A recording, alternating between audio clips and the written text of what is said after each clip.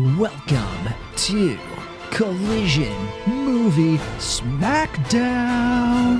And here are your hosts, Biff and Marty. Just two regular old movie nerd geek bros. What it do, my fellow movie nerd geek bros? We're here to talk about the latest movie with Tom Holland. Whoa, there's another Spider-Man movie out? Chill out, bro. This next movie is directed by the same visionary auteur filmmakers who made Disney Marvel Incorporated's Avengers Endgame. What? What's their name again? So we got Tom Holland on the show to talk all things Marvel and maybe his new movie if we have time. Welcome to the show, Tom, you total webhead. Oh, hello guys. So glad to be here. Whoa, dude. What's with that accent? Yeah, is Spider-Man heading to London in the next Spider-Man movie? Well, he was already in London in the last movie. Oh, yeah, I forgot. But yeah, I totally watched that movie, dude. It was so good. Oh, well, thanks. I'm excited to talk about my new movie, actually. Yeah. All in good time, bro. All in good time, Peter. We got some quick questions for you about everybody's favorite universe of cinematic superheroes. That looks like a touchdown. Sure does. Pete, what's your favorite thing about working with Chris Pratt? Ooh la la. Oh, well, honestly, he's all right. Yeah. But, you know, I don't have a lot of time, guys. I've got other interviews today, and I really want to talk about this new movie where my character is addicted to heroin. And Yeah, Pete, I'm addicted to heroines too. I love She-Hulk. oh, man, She-Hulk is so cool, dude. Tatiana Maslany. But don't forget Elektra. He's not gonna make it. He's gonna make it. Right. Well, that's all well and good, but this is a serious movie, guys, about the perils of the American War on Terror, and Hold up. Time to salute the flag, Captain America style. I pledge allegiance to the like and subscribe button. Ring that bell like Thor rung Thanos' head. Sorry, boys, but I really need to get going. It's been a pleasure, I suppose. Whoa, wait. Before you go, You gotta tell us. what was it like? Working on Chaos Walking. Oh, off then.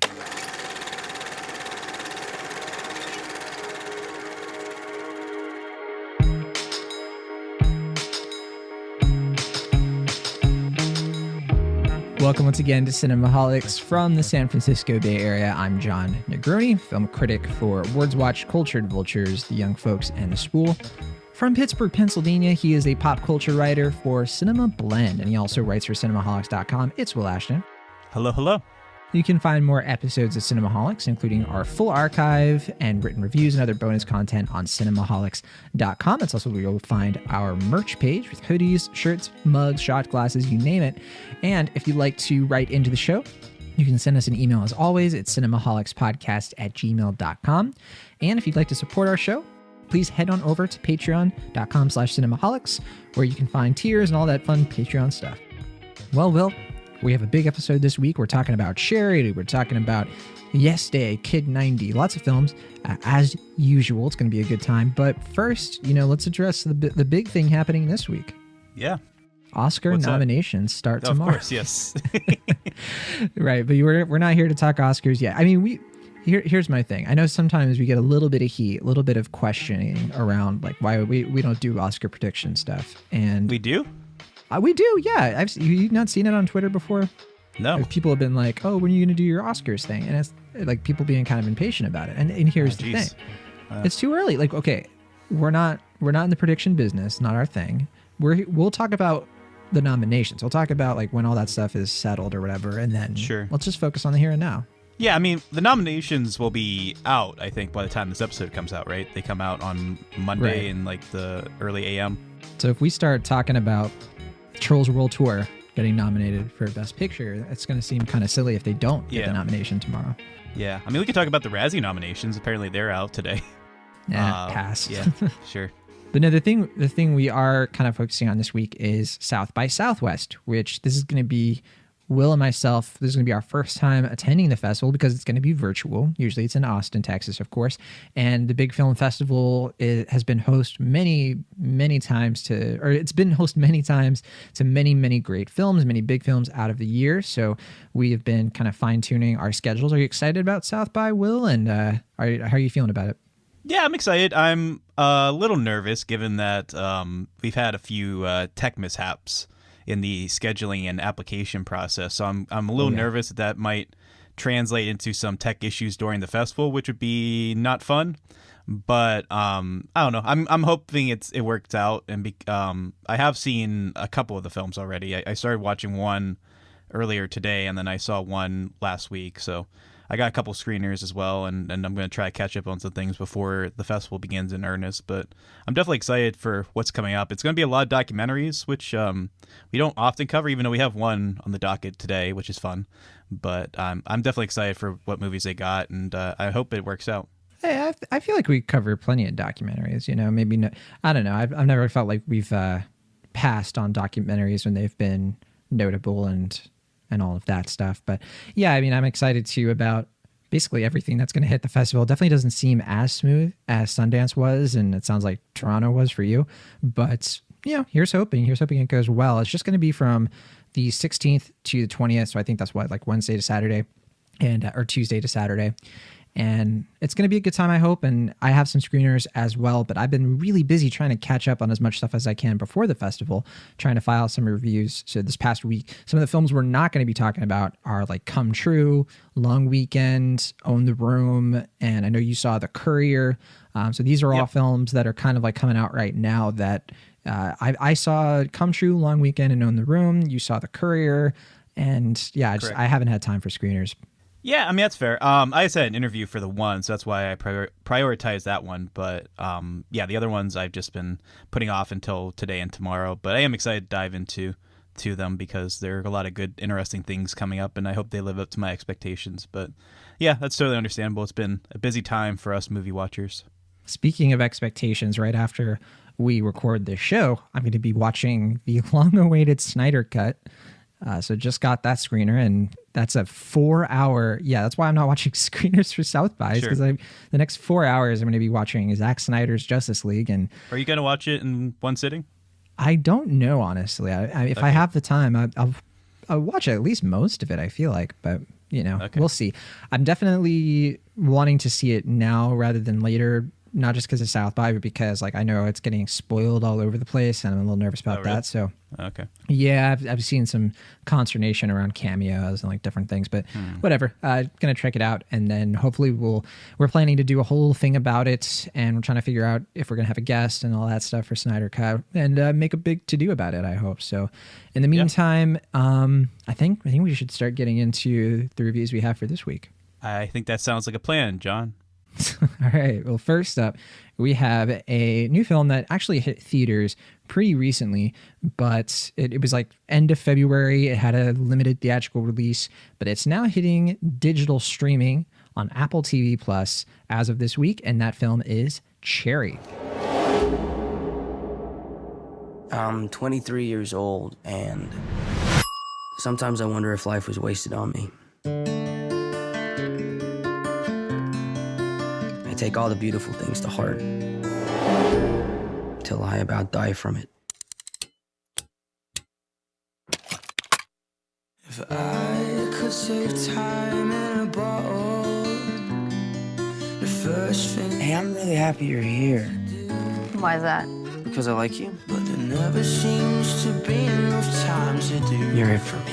I feel the same way. I joined the army. Why would you do that? Sometimes I feel like I've already seen everything that's gonna happen. And it's a nightmare. Cherry is the latest film directed by Anthony and Joe Russo. I think this is their first feature film directing since Avengers Endgame. So we're talking about the filmmakers behind three of the biggest films of all time: Captain America Civil War, Avengers Infinity War, and Avengers Endgame.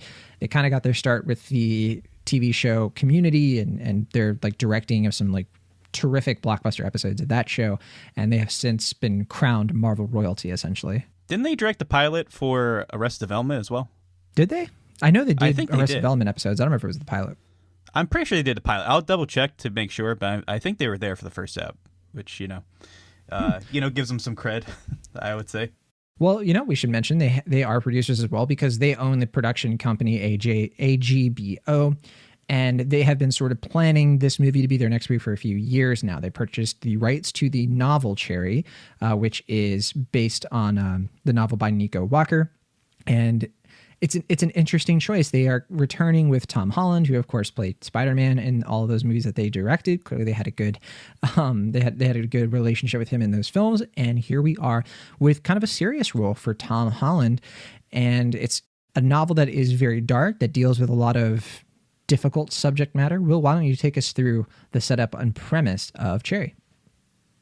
Sure. So Cherry is based on the semi-autobiographical novel of the same name by Nico Walker.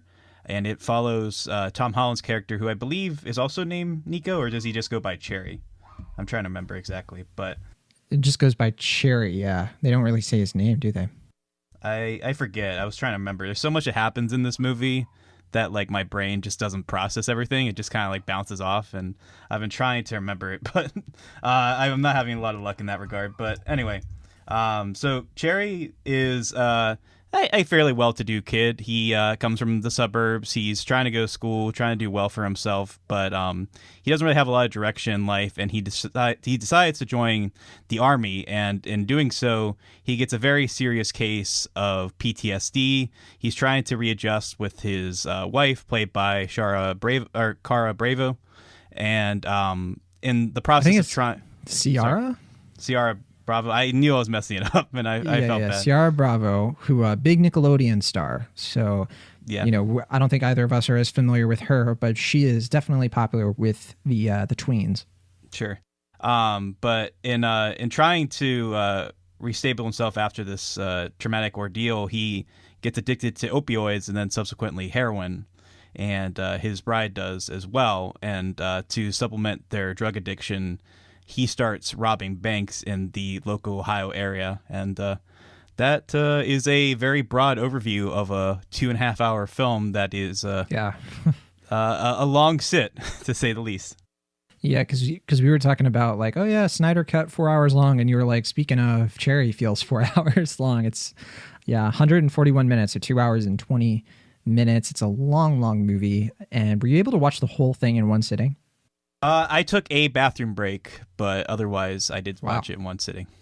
I watched it in 2 sittings because I had to do like an errand or something. But yeah, I mean, it wasn't for lack of trying, that's for sure. The screenplay here is by Angela Russo Odsett and Jessica Goldberg. And the cast, in addition to Tom Holland and Ciara Bravo, include Jack Rayner and Michael Rispoli and Jeff Waldberg.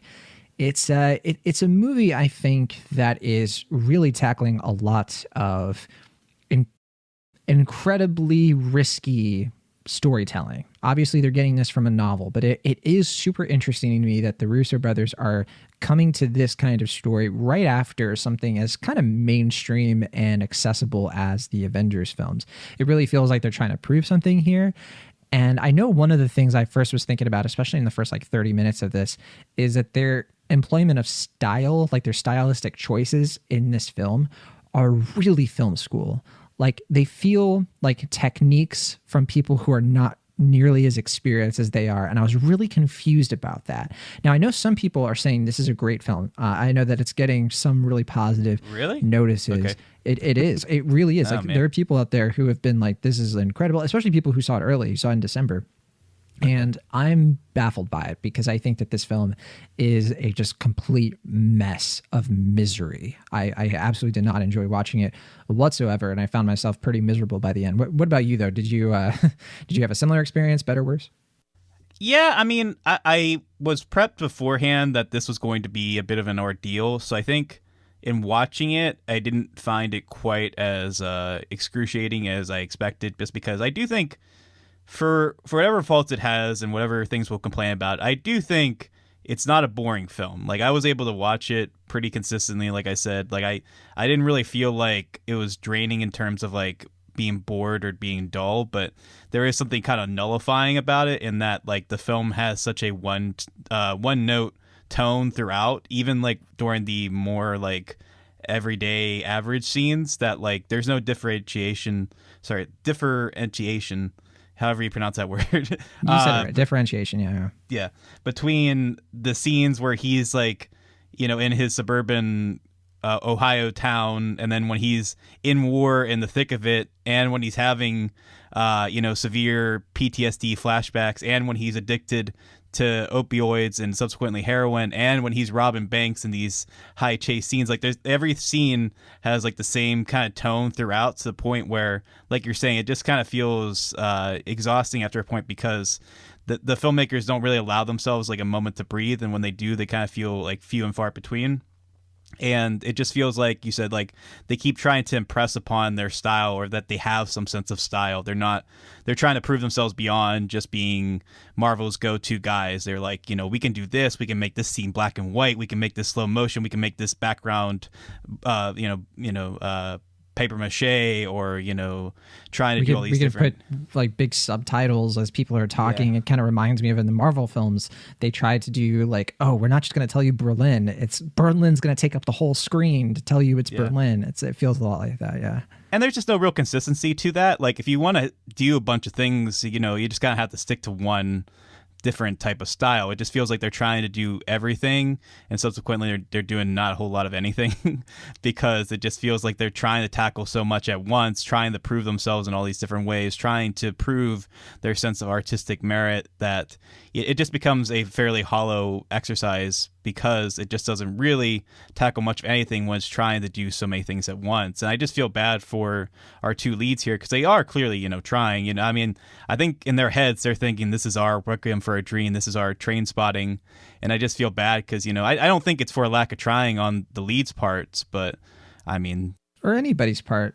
Yeah. I mean, it is fascinating in that, like, you think everyone in this movie thinks they're doing a great film, so there is something kind of fascinatingly tragic about that. But yeah, I remember one of the ways I described this film to you when we were kind of chatting, I was like, this really feels like, I don't know if everybody's had this experience, but I remember in high school, middle school, whatever, those kids who would do the book report. And they tried so hard. Like they put so much more effort into it than they needed to, and more effort than any of the other kids. But it's still like embarrassingly bad. Like the substance of it, the way they do the book report. And even though they printed out, they laminated stuff, they like took photos, framed things. There's like a whole diorama, but it's just a terrible book report still, and you just feel bad. And I have to agree, I think that this film desperately wants to sort of reach the really nihilistic heights of Requiem for a Dream in particular. I mean, it's hard not to think about that movie throughout this one. But I think what that movie does a little bit better, first of all, it's more of its time. I think that it came out at a time where opioid addiction and drug addiction in general had really not been explored to the depths that it needed to, aside from maybe like Train Spotting. But yeah, like it was a time when that kind of film felt more novel. And this one, it's even based in a time period around the same time those films came out. So there's a lot to it that I think doesn't have a lot of fresh energy. I think where this film does kind of stand out for me is it at least kind of goes into some like territory surrounding being very anti-military, being very anti the like American military industrial complex in a way that I think a lot of people wouldn't expect. I think from the Russo Brothers, because I think a lot of people sort of write them off as being like super pro-military propaganda because the way the Marvel films kind of are slavish to that. And I think that's a lack of understanding, and like that really is more of a Disney having to be buddy-buddy a lot with the American military in order to like use a lot of stuff, right? Right. Yeah, pretty much. Right. So I'm not surprised the Russo brothers are going this hard on like adapting a novel that is this critical of America in general. And in fact, I welcome it a lot. And I think the film actually does like a decent job of addressing that stuff. Yeah, I mean, I'm not faulting the film for what it's trying to explore. I don't think that's the issue here. I don't think it's wrong to explore the opioid crisis. I don't think it's wrong to explore the faults of the military or anything like that. I think those are admirable topics to pursue, and I don't think that the Russo brothers should shy away from that necessarily, but I just feel like, I don't know if it's because they're trying to do too much at once or just because they're so overwhelmed with trying to prove themselves that it never really feels like it hits one particular target here. It just feels like they're just, scattershotting, trying to do everything at once to the point where nothing is really sticking. But I do agree that I think the scenes that stand out to me the most, or the ones that feel the most impressionable to me, are when they're trying to do the army things. I guess you can kind of harken that back to like them trying to do a like Three Kings kind of thing, like the David O. Russell film. But I do think that feels a little bit more individual than the drug scene, which feel a little bit more derivative of other films from an earlier era. The style in the military scenes actually, I thought, came out pretty well. Like there's a tracking shot like over the like military, like the medic camp guys, warrior medics, that is like actually really effective. Like it actually is purposeful, and you feel like you understand why you're getting this bird's eye view of what their life is like in the barracks. Like stuff like that actually worked. And I think, yeah, it's one of those things where the film probably should have picked a lane, like maybe just sort of gloss over the prologue of this guy's life and maybe just take in some things from the novel and really focus in on what's unique about those aspects, and then let the book be something that that people can kind of, visit for like a more complete picture of everything. But it's like you said, it's like if you don't pick a lane, if you're just trying to do all of these things, it ends up being like way too much in one sitting, compared to in a novel it's probably a little bit easier to kind of revisit the story and get into it in a different way, I suppose. Yeah, and I mean, I've been reading the book throughout the past week or so just out of curiosity, because I do think, I mean, for all the faults I have with the movie, I think the story of Nico Walker's life is pretty fascinating. As I mentioned, it's semi-autobiographical. Like, he was addicted to opioids. He is an Army vet. He did rob banks to supplement this money, this addiction that he had, and he wrote this best-selling book from prison. And it's just like this kind of amazing story that I was wishing that both the book and the movie would be better, but I'm not able to connect with the source material much, because I just don't think it's that well written, and there's some kind of derogatory, a lot of like sexist things throughout the book that kind of makes it hard to get into. But I don't think like the source material was like amazing to begin with, but I do agree that I think there's so much promise with Nico Walker's story that I think you could make a really interesting movie if you just narrowed it down and just kind of picked what exactly you wanted to explore, what targets you really wanted to hit. By trying to do everything at once, it just feels like they're overreaching themselves. They're just trying to do too much at once. I don't know if that just is because like the past two films they made are two of the biggest movies ever, that they just feel like they can't just make a modest film like that. They have to do something extravagant now. Yeah, make their stamp, to stand out as, I guess, auteur visionary filmmakers. But it is, yeah, I mean, this is, like you said, their blank check kind of movie. This is the one they got to make when they had the creative freedom to do so, and they may not have gotten the budget that they got for this type of project if they weren't the Russo brothers. But with that said, like I don't know. I mean, there is, I think, some personal connections here. I don't know too much about the Russo brothers' lives, but I know they have, I think, some people in their lives that were addicted to opioids. And I think they're from Ohio as well. So I don't know if that's part of the reason why they felt compelled to do this story. But like I said, by the end of it, like I just didn't really get to know Cherry that much as a character. I felt like I just knew his like addictions, I knew his trauma and stuff like that, but like when he's like recovering, I just didn't really get that sense of like, oh yeah, I got to know this guy. Like I really went through something, and I just feel like that has to do with the presentation, which, like I said, it's trying to be so much at once, but at the same time it feels like a like Subaru commercial. And in terms of its approach, like if it's trying to be a nitty gritty thing, I don't think it really fully conveys the weight of that subject or any of the subject matters. And yeah, it just becomes an ordeal, but not for the way they intended. I think what's representative about this film's shortcomings is the way that Tom Holland's good performance, and I do think it's a good performance, especially when he is trying to tackle PTSD and his disillusionment with not just his life, but his relationship with his circumstances and with the people around him when he's in Iraq. All of that comes through, but I think the filmmaking itself lets him down, specifically through things like the voiceover narration, which to a point just becomes so overbearing and it becomes so hand-holding that you really just get the sense that the Russo brothers just did not trust the performances and the visual storytelling to carry anything, because we constantly have to be told from the main character that he doesn't like what's going on when that's unnecessary. I think that the film shows it. I think the performance shows that he is clearly struggling with all of this. And because we're getting such a double dose of just misery, I think that it's what's fatiguing me when I watch this movie. It's making me feel like I don't want to get to know this person. I don't want to continue along on this journey, even though I'm not bored for sure. And I think it's interesting that Tom Holland himself chose a project like this. Dark and the Wicked, I think, is a much better example of his range of how he can sort of take his like boyish, handsome, good looks and Devil All the Time. Devil All the Time. Thank you. I always get Devil All the Time and Dark and the Wicked mixed up. I was like, I don't think he was in that movie, was he? Yeah. Devil All the Time, the Netflix film where, he has plenty of demons in that film. And there's a lot of darkness in that film. It's a more serious role for him. And I think that it better serves him. And I think even that film had voiceover narration, but it was just, I think, handled better. So yeah, that's where I stand. I'm a pretty low C+ on, or not, sorry, C+, a low C on Cherry. What about you? I'm about like a middle C on it. I think C for Cherry. I don't think Tom Holland's bad. I don't think he quite fits the role. Like, I think he looks like Nico Walker, and I think his boyishness is effective in terms of like really hitting home how young these characters are. But I never really fully bought the arc with him. Like, I didn't really buy him as a war vet. I didn't really buy him as an addict. I didn't really buy him as a bank robber. And I don't necessarily think that's his fault. Like I said, he's clearly trying, and they're both, him and Ciara Bravo are clearly trying, and I think she's actually pretty decent throughout. Ciara Bravo. I apologize. Cara. Sorry.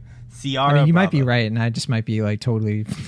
I don't know, but yeah. I mean, I think they're both. I think they try. I mean, they definitely put themselves through a ringer to make this film, and I don't dismiss their efforts. Like, I think they do what they can. I just like, either because of the writing or because of the visual presentation of this, I just never really bought their journey. It just kind of felt like cosplaying at times in a bad way, and I felt, like there's a really interesting story here. If maybe they just kind of condensed it and figured out what exactly they wanted to tackle, and they did it effectively, it might have been a really chilling, effective film. But as it was, it just became a sort of shallow ordeal, and I didn't really get too much out of it. So that's that. All right. Well, yeah. C for Cherry, C for Cleveland. Very unfortunate, but I know some people are enjoying this film. If you feel like you might want to check it out, it is available to stream on Apple TV Plus, and it might be in some theaters still. I'm not sure. It is 141 minutes long, as we mentioned. Let's talk about our next film here, Yes Day. Total 180 from Cherry, but Yes Day. This is a new family comedy you can watch right now on Netflix. It was directed by Miguel Arteta, and it is based on a screenplay by Justin Malin. There's also a children's book, I think also called Yes Day, by Amy Krauss Rosenthal and Tom Lichtenheld. The whole idea of this movie is, what if parents gave their kids, who usually get told no all the time, no, you can't do this, no, you can't make an award-winning podcast called Cinemaholics, no. But what if for 24 hours, like a Nickelodeon version of The Purge, the kids get to say... You beat my line. You took my line. I was going to say something like that. Oh, well. You were? I said Nickelodeon to The Purge in my review, so I feel like I got that. I figured it wasn't. Yeah, I figured it wasn't novel, but nevertheless, so well. I'm sorry I stole your thunder.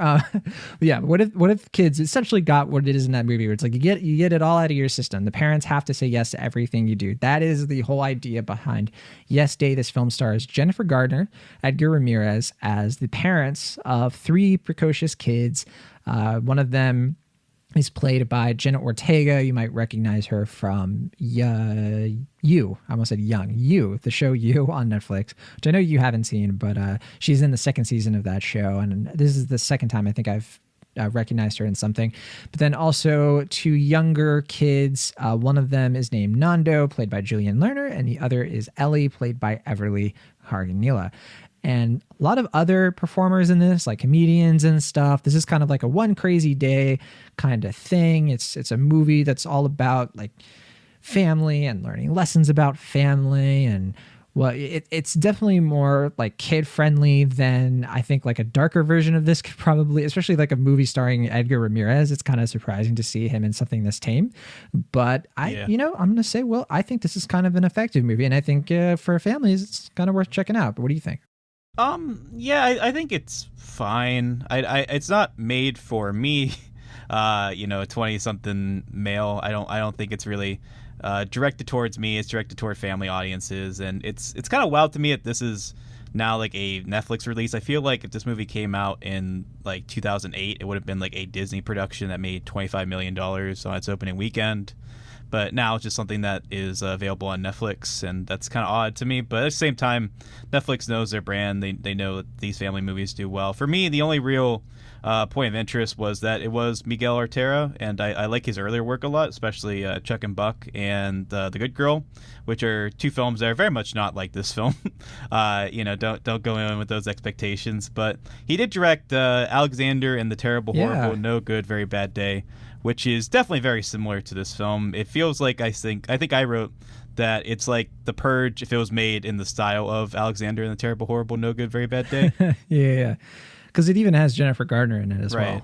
And I think she produced this as well. I forget if she produced the other film, but she did not. No. Yeah, but I mean, I think it's a personal project for her. I read somewhere that she took some of the family dynamics from her own personal life, and I can see how this could be a somewhat cathartic film for her. But for me, I just found it to be a fairly generic Netflix family film. Like, I do admire Edgar Ramirez for letting his guard down a little bit and having fun. I do think Jennifer Gardner gives a decent performance in this, but outside of just the kind of general kookiness of the premise, which in the middle I was with it. I was like, okay, like anything could basically happen. They have a pretty sizable budget. Like, what are they going to do with this premise? And there is some initial fun in that, but after a while, I just found it to be kind of dull. Like, I don't think the jokes are that bad. Like, I think there's a couple good side characters here that get some decent laughs out of me. For instance, Nat Faxon plays like this kind of like overworked guidance counselor coach kind of character, and he's great. I think he was fun. There's a security guard. Well, not a security guard. An officer low-ranking of the law. Officer, yeah. But he he's very like insecure with his power, and that's kind of amusing in spurts. I forget the actor's name. I recognize Arturo him. Castro. He was in Narcos and Broad City. Okay, yeah, I've seen him and stuff. I couldn't remember his name, but yeah, he has some amusing bits in this, and I think it's maybe slightly better than your average kind of mediocre family movie goes, but at the same time, there's not a lot to it that I haven't seen in other films in this vein. And like I said, it's not really made for me, so I didn't really get that much out of it. So I don't think it's terrible or anything, but at the same time, I'll probably forget about it after we talk about it. There's a lot of stuff in here that I think is pretty fun, pretty sizable fun for the kids. And there was also Fortune Feimster in this, who people recognize from like the Mindy Project and doing more Netflix stuff. I know she's part of that like Netflix after show thing that they're trying to get off the ground with like David Spade. But yeah, so I think with this movie, first of all, I do have a soft spot for Alexander and the Terrible, Horrible, No Good, Very Bad Day. I don't know if you know this, but that was actually the first like world premiere I ever got to attend. You've the mentioned Chinese that to me theater. at least a few times. I don't know if I mentioned it on this show, but I mean, yeah. So Miguel Arteta also directed that film, as we've mentioned, and he is also Puerto Rican. So like, I definitely try to be very supportive of just like his approach to. I don't think his movies are all that great, but I think that what he does really well is he brings, I think, Spanish Latinx culture like really well into like mainstream family movies. He just makes it kind of feel like effortless.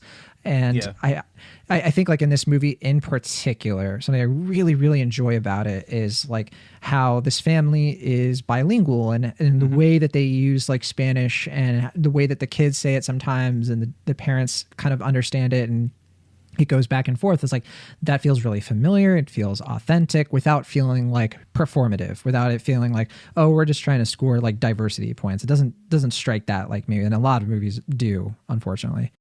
Yeah, no, I agree. That was actually something that stood out to me as well, and something I really appreciated. And that, yeah, it did have that bilingual family dynamic in a way that didn't feel like forced or like executive produced or like whatever the term would be. Like, it didn't feel like Netflix was like, oh, this has to be a bilingual family. It just felt like something they were able to incorporate in a way that made the family dynamic feel a lot more authentic, and it made it distinct as well in a way that I think was definitely something I appreciated. But like the point of it was that this is just a family that happens to also be bilingual. That's all. Mm-hmm.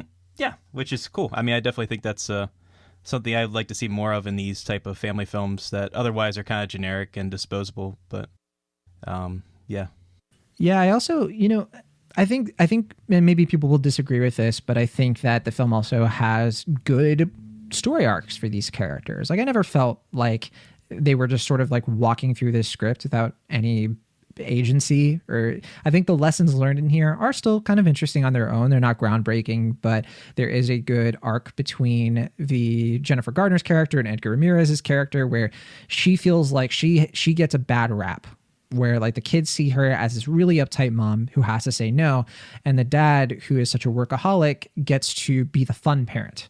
And he comes home, he kind of like swoops in and is the one who's like, if only your mom would say yes, then, you would be able to get everything you've ever desired, because I would say yes, but, mom.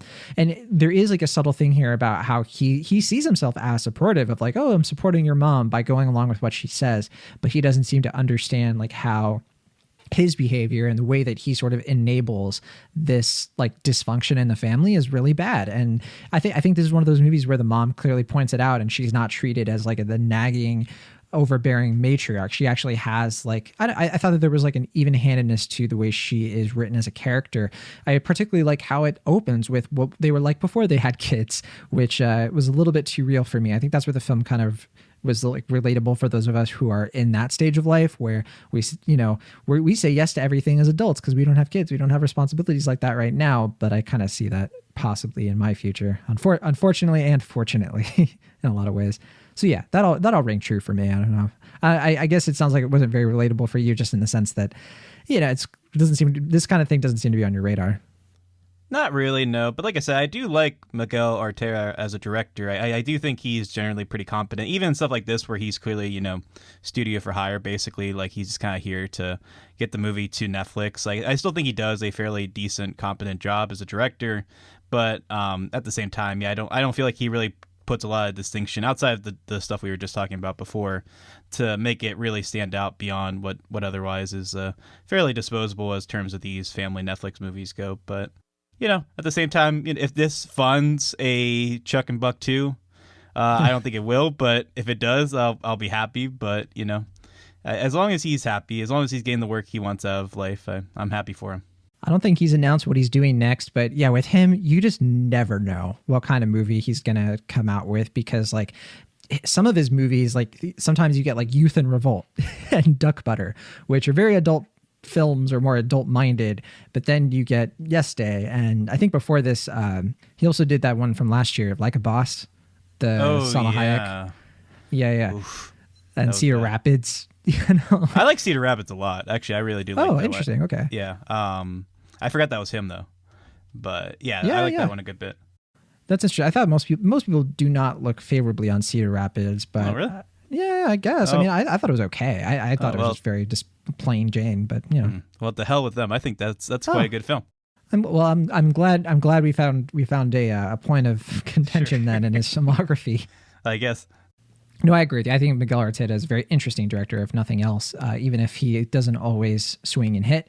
I like this movie, though. I think that it's very easy to recommend to a very certain type of audience. If you just find yourself like either like right before this stage of life, or if you have a soft spot for family comedies and you just want to watch something on Netflix that is easy to watch, breezy, something you can watch with the kids. Although I do warn parents of kids, if you are not interested, if you think the idea of a Yes Day is so terrible that like you don't want your kids to find out about it, and they probably will eventually, then maybe avoid this movie so they don't bug you about doing a Yes Day for them. Although this movie does make a good case for it. I think that we didn't mention, but there are ground rules. Like, it's not yes to absolutely everything.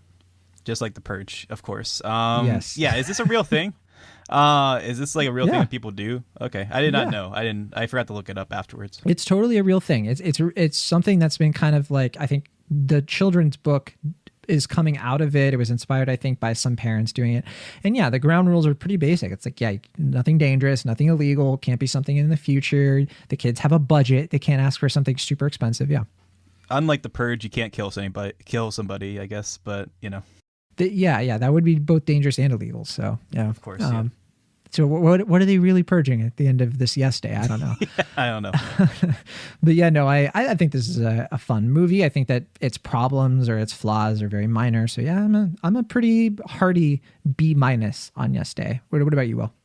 I think I'll give it a high C, just because, like I said, it's fairly harmless. It's nothing like awful or anything like that. If anything, it's just that I just didn't really connect with it too much, which is maybe more of a me thing. But at the same time, I don't think it does too much to really make it like something that I can really heartily recommend. But I think for families, they'll enjoy it fine. I don't think it's like offensive or anything like that. But yeah, I think it is what it is. It's fine. I don't know if I would let my kids, if I ever have kids, do a Yes Day, but this didn't convince me otherwise either. So I guess chuck that as neither a loss or a win.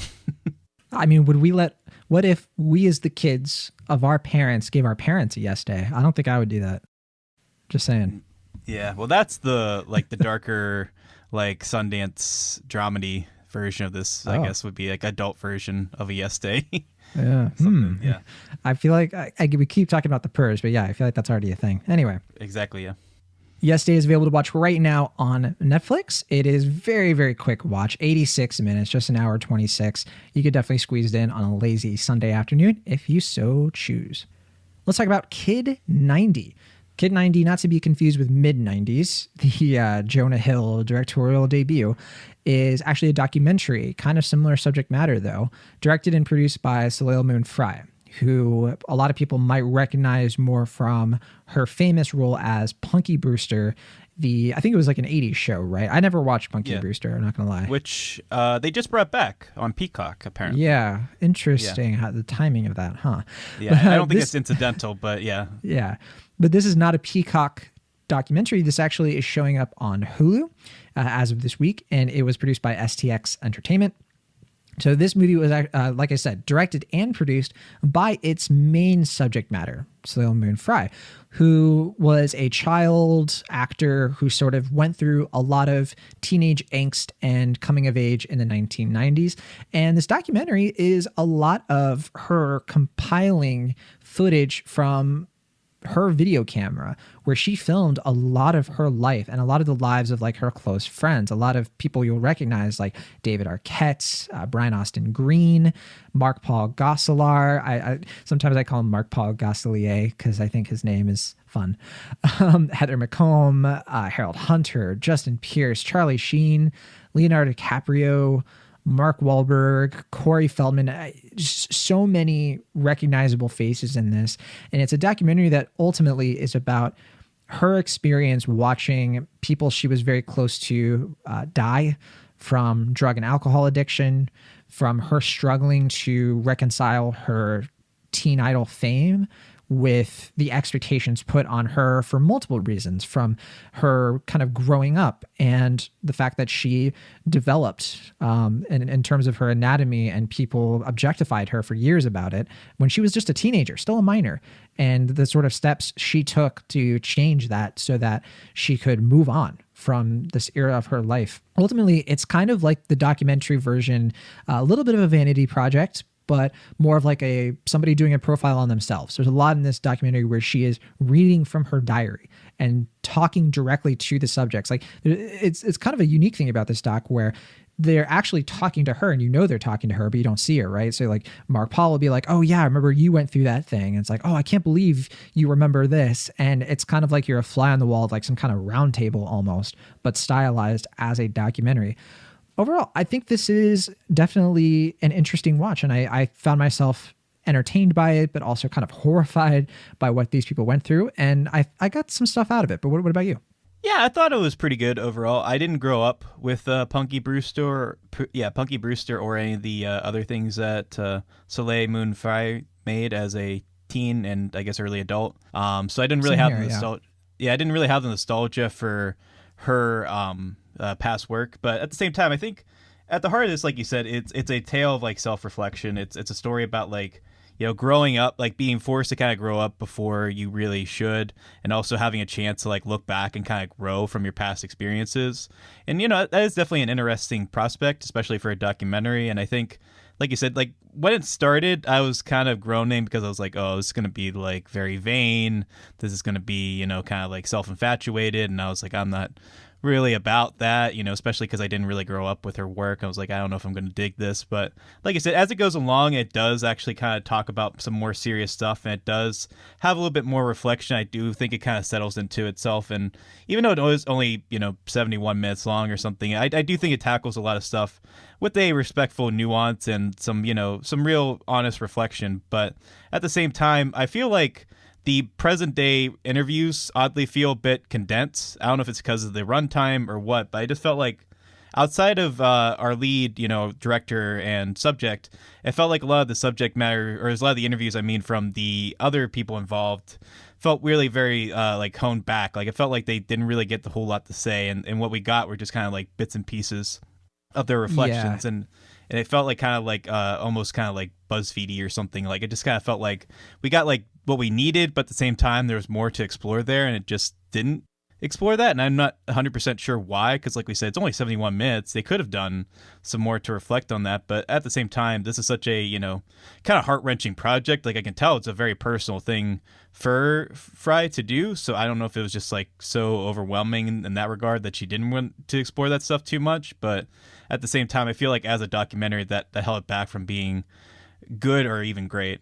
Yeah, I agree. That is a limitation of this. Overall, I do think it works. I do think that it is a very worthwhile thing that is also entertaining. And I think there is stuff here to appreciate, even if, like you, I don't have the nostalgia for Punky Brewster. And I think that it really glosses over that part of her life. I was feeling the same sort of thing. It was like, I don't really have like an anchor in this. I don't have like a way in, because this is a show that came out before I was born. It was a show that I never watched. It wasn't really syndicated on anything as far as I remember.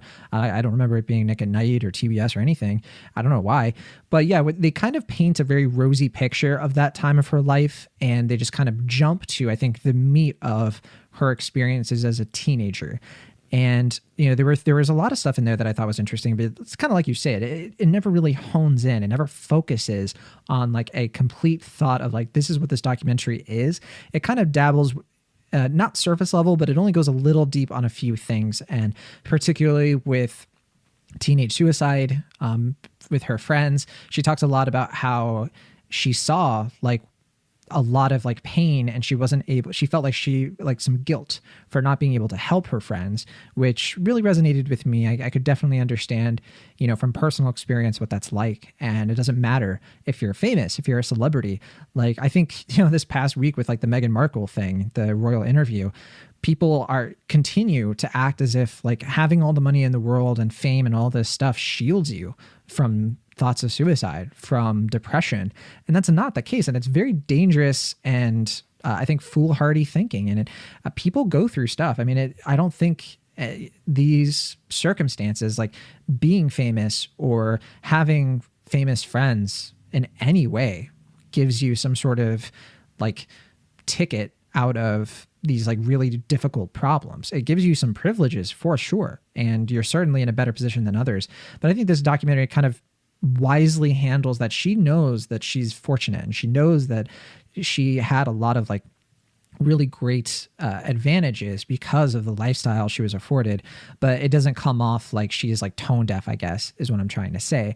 And I felt like I had like a real, like what I got out of this was like, I feel like I connected with the subject of the documentary in a personal way that was only accomplished, I think, by the way she formatted this. I don't think it's as good as it probably should be, because I think that as a filmmaker, I just don't see like a real stamp here. But at the same time, I think that's okay, because I think she accomplished something pretty extraordinary here in her own right. And so I find myself having a hard time, like, being like frustrated with this documentary, I guess. I'm kind of happy with what we got, even though I can recognize it could have been much, much better. Yeah, I think that's pretty on the ball. Like you're saying, there is this weird thing with celebrities where people feel like this need to be obsessed with them or kind of like know everything about them, but at the same time not be empathetic about them. Not saying that's the case with all fans, but a good number of them, at least, the more vocal ones. And that's something that, in addition to the Meghan Markle interview, we've also seen explored in the Framing Britney Spears documentary, and to, I think, a lesser extent, the Billie Eilish thing we talked about a week or so ago.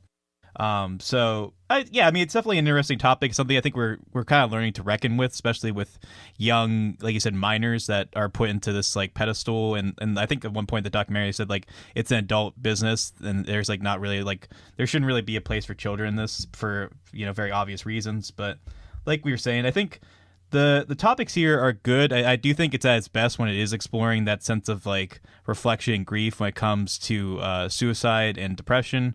I think those are the subject matters that really come alive in terms of the documentaries, like exploration of them and exploring the subject and the documentarians' feelings on those matters. I think that's really the most interesting and involving and the most humane aspects of the film, in addition to some other subject matters involving like sexual assault that are also very difficult to explore as well, but definitely very meaningful as well. So there's a lot of interesting and compelling material here. I think like we were saying, I think if you have some nostalgia or like some more pre-hand knowledge with her work, that this might be a little bit more meaningful. But even on its own terms, I think it's a solid Hulu documentary. I'm glad I checked it out overall.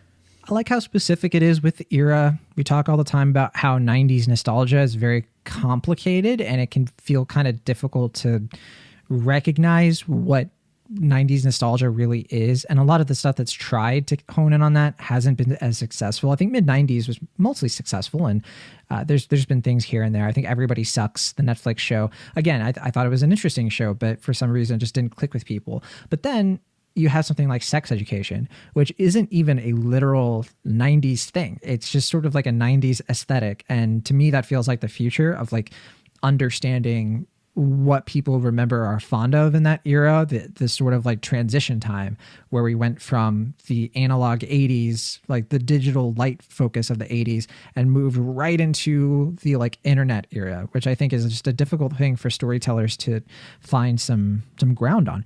So there have been plenty of documentaries, I think, about like child actors. I haven't seen a lot of them. I know last year there was one called Showbiz Kids, which we didn't cover on the show. It kind of went over our radar. It was an HBO documentary. Did you hear about Showbiz Kids?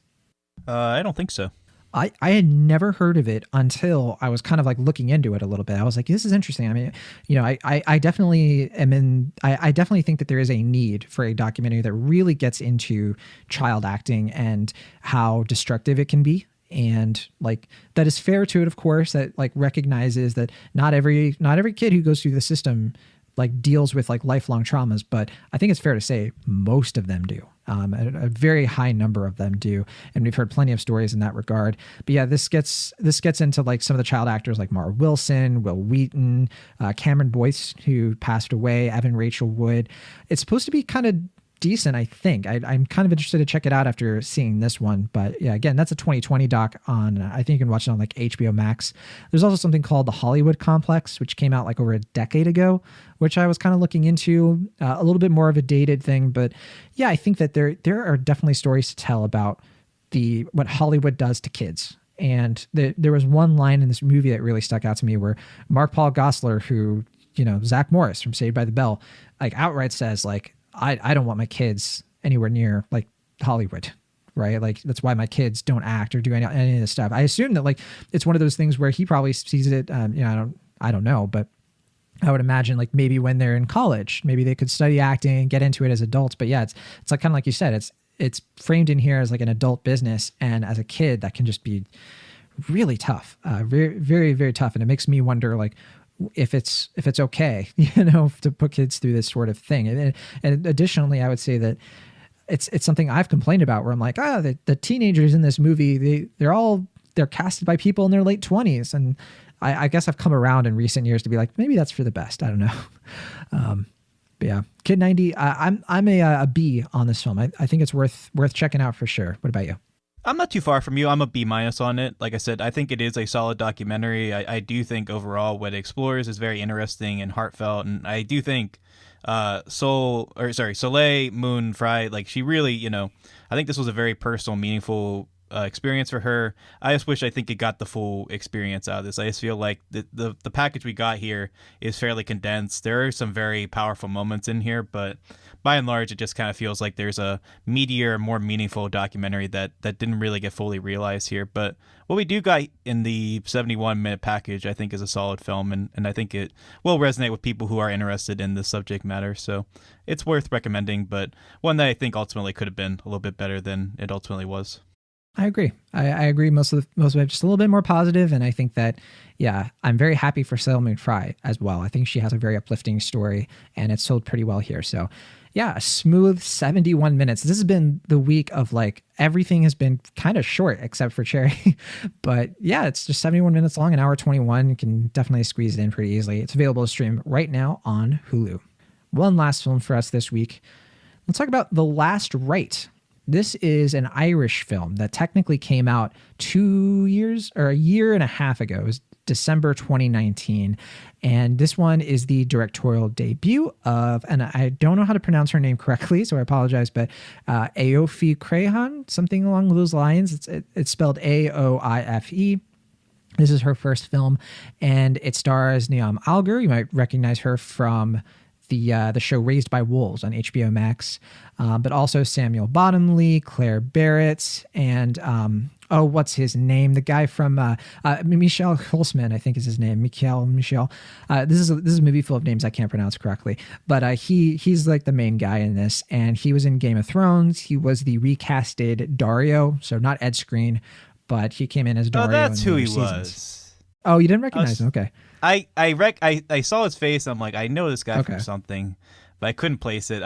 So that's where he's from. Well, you didn't watch Game of Thrones, and you also didn't I've watch... written about Game of Thrones, so I've seen the face. Right, and you didn't. I know you didn't see Flight Attendant, but he's one of the main characters in that show on HBO Max. Yeah, very good actor, and I think he's very well utilized in this film. So, yeah, The Last Rite. It is kind of a road trip, Sundancey kind of indie thing. And I'm really glad it's finally hitting the U.S. It's kind of, COVID and all that stuff delayed the sort of release for this one. But I think it's available to stream now. And I think it might be in some virtual cinemas, maybe on demand. And I'm really glad I got to check this one out because it kind of captures like a certain type of film that I have a weird random soft spot for, which is Irish brothers kind of like settling their differences. I don't know, like between this and something like Sing Street, right? This is like I guess like every year there's like an Irish film about family that hits home with me, I guess. Are there more to that genre than those two? I don't know. I mean, I was thinking not just like Irish Brothers, but there's also Wild Rose, which also kind of gets into stuff like this about like family and, a little bit broader in that sense, but regardless. Will, why don't you walk us through the plot? What is The Last Rite all about? Sure. So we primarily follow a lawyer based in New York who gets a call saying that his mother passed away and that they need him back home for the funeral service. And during his plane ride home, he strikes an odd correspondence with was it a priest or was it a pastor? I can't remember. I don't remember if they say he was like a father of the cloth or anything. Yeah, he's a father of the cloth, but I forget which denomination. But he's played by Jim Norton. I did not catch that he was like a religious person, but okay. Or maybe he wasn't. Maybe I'm conflating him with Brian Cox's character. But in any case, they share a similar name. They share a few words with one another. Primarily, the other men as opposed to our lead. And during his flight, he decides to make him his next of kin, and that turns to be a fairly eventful choice because when the plane lands, he passed away. So in addition to having to deal with his own mother's passing, he is also involved in this weird correspondence with this man who's a near stranger to him because he decided to make him his next of kin. But in any case, he returns home and he reconnects with his brother, who is, I think that's Samuel Bottomley, right? The actor.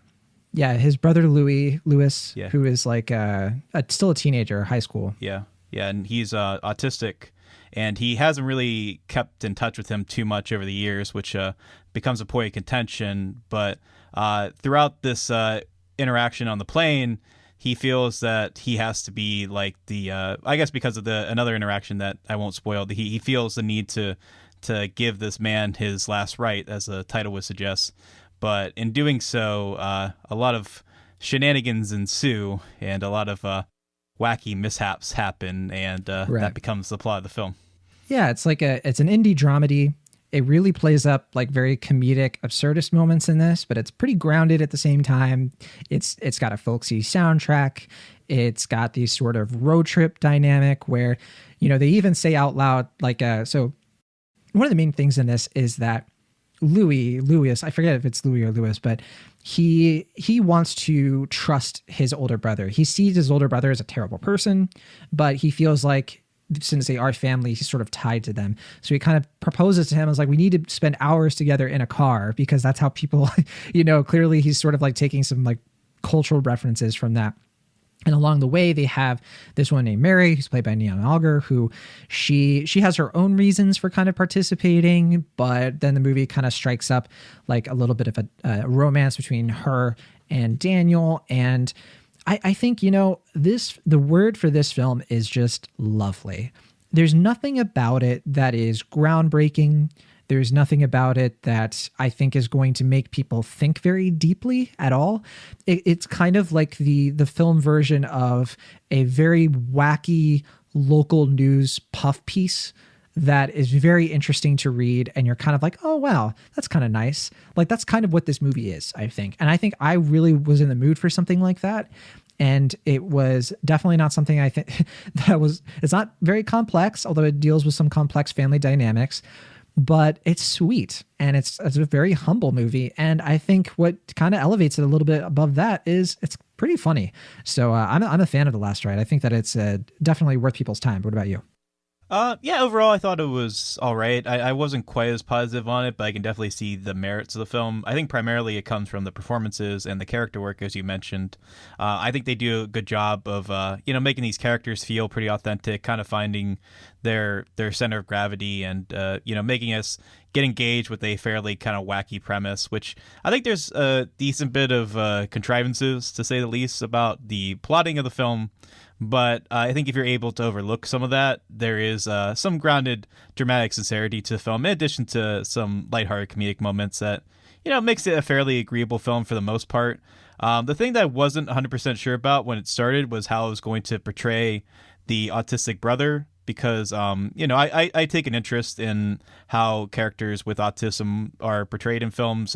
We didn't cover music, but that's definitely been a conversation that's been had of late. And at first I was a little worried because it kind of relied a lot on the kind of more traditional types of autism in film, which I was a little worried it was going to be that throughout. But I do think that the filmmakers are good about avoiding that as the film goes along, kind of finding more chances for the character to speak for himself. And even at one point he mentions that, like, every person with autism is different, and I think they find the humanity of his character a little bit more as the film goes along. He has individuality. He has he has an independence. He's not super reliant on everyone around him just to like function. But clearly there are some ways where they do showcase he does have challenges. He does have like things that he struggles with, but it's more about his emotional thing, like normal things, and I shouldn't say normal, but just like universal, right, issues with like trust and stuff in that nature. Yeah, and I think some of it they try a little bit too hard to make it cutesy, which I think generally they're pretty good about avoiding that, but there are some times where that was a bit grating to me. But overall, I mean, I do think, like I said, the performances are good. I think Sam Bonley's performance is quite good. He might be one of my favorite performances in the film, but I do generally think the supporting cast is fun. For instance, Colin Meaney is also in this. I don't know if you mentioned him at the top, but he plays he's fantastic. Oh my gosh. He plays a very by the books determined cop kind of character, detective kind of character. Yeah, it's kind of an expected role. It's one that kind of stands out for, like, of course this movie has this guy, but I think it works really well because it balances well against Eleanor, who is played by I forget the name of the actress, but she's the isn't the actress name Eleanor O'Brien? Oh yeah, the character's name is Sheila. I'm misremembering then. Yeah. Okay. But yeah, no, I thought she was fun as well. I was especially glad because I was worried because of the way that she was written that she was going to be a little cartoonish in terms of the film, like compared to like some of the other characters. She's like, a little bit more ignorant, kind of like aloof to things because she's new to her profession. Yeah, she kind of is at times. So sure.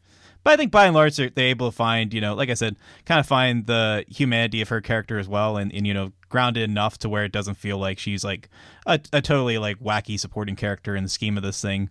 So I think by and large, that's a strength of this first time filmmaker. I will say this does feel like a first film, and I don't mean that to be like derogatory or like mean or anything, but there are like a couple technical things in this that I noticed that I won't like point them out too much, but there's like some shots that like the lighting isn't quite right, or like like the focus kind of goes out, or like I think you see a boom mic at one point. Yeah, you see a boom mic at one point. And I don't mean that to be mean, just like it does kind of feel like a first film.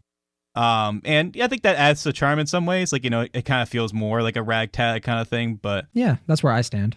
Yeah, I mean, at the same time, it is worth pointing out, I guess. But I do think what makes it work, like I said, are the performances and the cast and the characters here. They feel enriched and sincere enough that even when the plot feels a little predictable and some of the tech mishaps are apparent, there's enough realism, enough honesty with those characters and these performers that makes this, I think, work more than not. Sure. I think these are well-written, well-realized characters for the most part. And I guess this movie really sums up the idea of a crowd pleaser, but in a way that I think is good. So I was looking at Rotten Tomatoes, and there aren't a lot of critic reviews, but it's pretty middling, 56%. So more positive than negative, but even the positive reviews are very mixed. A lot of 3 out of 5s and things like that. Like nobody's raving about this movie, except for me. But the audience score, by comparison, is 100%. And I think that's because people are going to watch this and get sucked into it. I think it's not going to challenge them, I think, in a lot of ways. But I do think that it avoids a lot of the tropey things I usually don't like about movies in this style and vein. Not the Irish Brothers thing, because that obviously hits me, but those sort of like downbeat indie movies, your Summerland, your what was that other one? Sometimes, Always, Never. Like I like those movies, but sometimes they can feel a little bit like trying to like go for indie as an aesthetic instead of like a mood, like a real like functioning mood that makes sense. Yeah. Well, we kind of talked about that when we were comparing Sophie Jones to like other indie films. Like there's that need to like kind of like create or recreate an indie aesthetic, and it doesn't always work out. It feels insincere at times, but right. I don't think that's the case here. This kind of reminds me of Untouchables a little bit, the French version of The Upside, which was the American remake. Intouchables? Yeah, Intouchables. Yeah. Where it's just look, it's not going to blow your mind, but it's not boring. It's not a boring indie film. I think a lot of people can sometimes watch indie and like just not have the sort of like basis for, I don't want to sit here and like experience this like really detailed complex character study. I just want fun, engaging characters, humor once in a while, drama once in a while, that kind of thing. And that's what this kind of delivers on. I did want to say with the autistic performance, a thing that stood out to me was that they don't do the thing that bugs me the most with autistic characters, where he's not some sort of like superhuman. They don't feel like they have to give him like superpowers to make up for, quote unquote, any sort of like, oh, it's okay that like all this stuff is wrong with them, we're implying, because, oh, he's super like smart and all this stuff. And I'm treating it like some kind of like trade-off. And that's how autism works, which always drives me crazy, but that's not what this is at all. And I will say, I have no fault with the performance. I think Samuel Bottomley does a very good job, just to be clear. Yeah, I definitely agree with that. I think where this movie stumbles a bit more with the character stuff is Daniel. I think they really hit it over the head that he has to be an awful person, or that like they have to be like, well, he's been nice for too long. Now we have to make him do something really upsetting. And it just feels like to keep the script engaging, they sort of had to like do a 2 steps forward, 1 step back kind of approach with this character that doesn't always ring true. Draw some angry eyebrows on his face, make him angry now. Where like, yeah, clearly they do this whole thing where it's like, clearly he's a very handsome man. And that seems to be the basis for why he attracts any attention whatsoever from Mary, the character. She clearly is like, she is clearly like marching to the beat of her own drum in this. And I think it works, but it's so close to not to feeling like what are you even doing giving this guy any attention whatsoever? That was a thought that crossed my mind quite a few times, but overall, I just think this is a very satisfying crowd pleaser kind of indie movie that I actually think like people who watch it, if you give it a chance, set your expectations. I think that it's a pretty humble and pleasant time at the quote unquote movies. I wish I had seen it like at in a film festival environment, because it is very like film festival quality in that sense. And I'm glad I saw it. Yeah, I mean, if it was at a film festival, this would be a nice kind of reprieve from some of the like downer films that you might get, like you had like a serious documentary or like, you know, like some sort of like, you know, very topic of the week kind of serious drama. Like this would be a nice like, oh, you know, like a sweet little road trip movie. I would agree in a festival setting. I think that would be fun. But yeah, I mean, I'm a little bit more negative than you, but I'm not overall that negative on the film. I think generally speaking, it's fine. It's charming. Like you said, it's very lovely and cute. And I don't think it means ill in any regard. And I think generally, even where like some of the character beats might have been broadened, I think to the credit of this filmmaker, she's able to, you know, find a lot of rooted humanity and make the characters come alive in ways that maybe other lesser filmmakers might have settled for kind of broader stereotypes. And so I do have to applaud her for that. And, you know, like any good road trip movie, there's a lot of nice, lovely scenery that I'm always a fan of. If I'm going to be in a cinematic sense traveling to Ireland, I'd like to see the settings, and this movie doesn't shy away from that, which is always nice. But yeah, I think, you know, generally speaking, it's decent, it's nice, and I say decent in the terms of like not only the quality of the film, but decent in terms of its moral and values. And I think it would do nice if it was on Netflix. Like it seems like the type of film that on Netflix it would kind of find its groove. I don't know if that's the future for the film, but nevertheless, I'd give it a low but admirable B-. It's, you know, a fine little film, and I'm not mad I saw it.